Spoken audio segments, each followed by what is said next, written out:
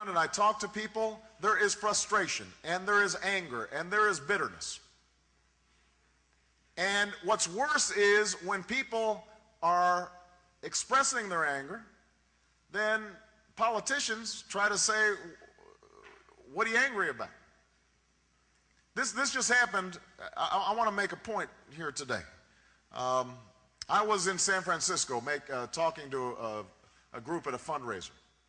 And somebody asked me, well, you know, how are you going to get votes in Pennsylvania? What's going on there? We hear that it's hard for some working class people to get behind your campaign. Why is that? I said, well, look, they're frustrated.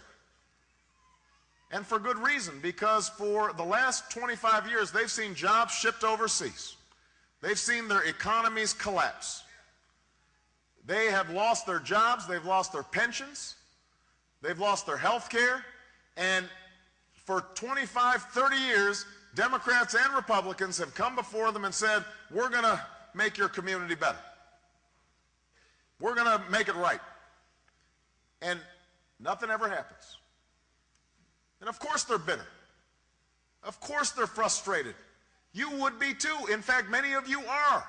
Because the same thing has happened here in Indiana. The same thing happened across the border in Decatur. The same thing has happened all across the country. Nobody's looking out for you. Nobody is thinking about you.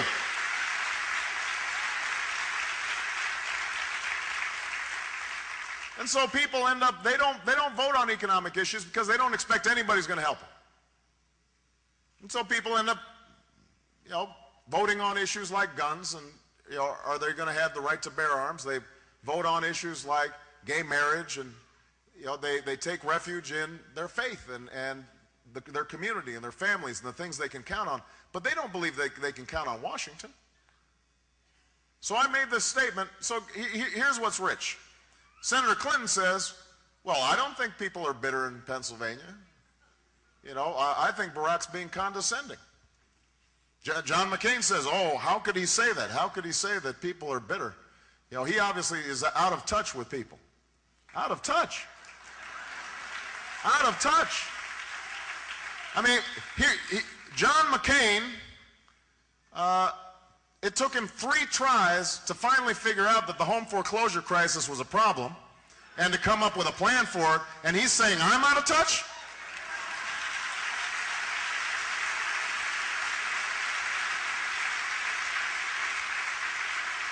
Senator Clinton voted for a credit card sponsored bankruptcy bill that made it harder for people to get out of debt after taking money from the financial services companies, and she says, I'm out of touch? No, I'm in touch. I know exactly what's going on. I know what's going on in Pennsylvania. I know what's going on in Indiana. I know what's going on in Illinois. People are fed up. They're angry, and they're frustrated, and they're bitter, and they want to see a change in Washington, and that's why I'm running for President of the United States of America.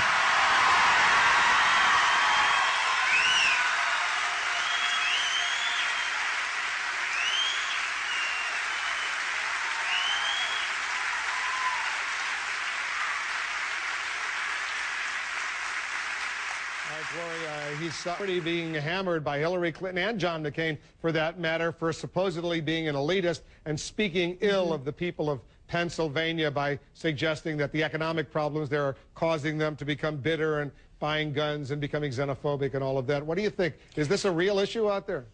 Well, Hillary Clinton said today, you know, I don't see bitter people out there. I see struggling people or whatever it is. But she said the people aren't bitter. I think the people are angry. And maybe Obama's terminology was inartful.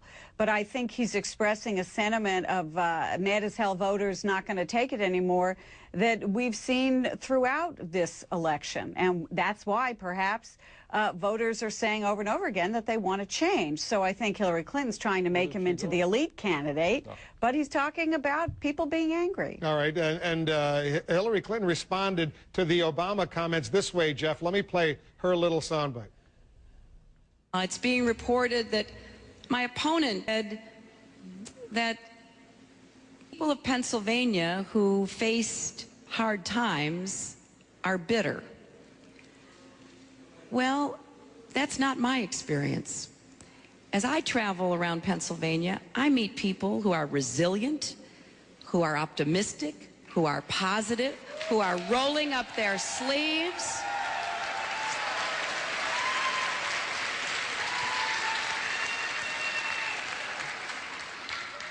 They're working hard every day for a better future for themselves and their children. Pennsylvanians don't need a president who looks down on them. All right, Jeff, what do you think? I think that is so ridiculous. I mean, that is not at all what Barack Obama said. Right. I mean, I just think this is an example of how a campaign between the two of them can be purely destructive and not elevate either candidate. I mean, Hillary Clinton is clearly distorting what Obama said. And by the way, what Obama said is factually accurate. It's been true throughout history that people who have economic problems lash out against various others. I mean, I just think it is embarrassing for the Clinton campaign to hang on this as if it's some sort of gaffe. It's not just the Clinton campaign, Jack. It's also the McCain campaign. They issued a statement saying it's a remarkable statement and extremely revealing. It shows an elitism and condescension towards hardworking Americans that is nothing short of breathtaking. It is hard to imagine someone running for president who is more out of touch with average Americans. Really? And this is from John McCain. No, this is from Amazing. Steve Schmidt, a senior Now, advisor for John McCain. Look, Jeff's right. They call it the Rust Belt for a reason. The great jobs and the economic prosperity left that part of the country 2 or 3 decades ago. The people are frustrated. The people have no economic opportunity. What happens to folks like that in the Middle East, you ask? Well, take a look. They go to places like Al-Qaeda training camps. I mean, there's nothing new here. And what Barack Obama was suggesting is not that the people of Pennsylvania are to blame for any of it. It's that the jerks in Washington, D.C., as represented by the tenures of the Bushes and the Clintons and the McCains, who have lied to and misled these people for all of this time while they shipped the jobs overseas and signed phony trade deals like NAFTA, are to blame for the deteriorating economic conditions among America's middle class. I mean, I'm a college dropout, and I can read the damn thing and figure it out. You know, in this case, the Hillary Clinton campaign and the John McCain campaign have the same goal, and that is to portray Obama as this sort of effete elitist who doesn't understand the real working class people or independent voters. And so they're both on the same side on this one, and it's obvious why. You know, go ahead, Jeff. You want to make Well, I just think it's remarkable that Barack Obama, this guy who grew up in a single-family household with no money, who lived in Indonesia, who you know came from very modest upbringings, somehow he's the elitist.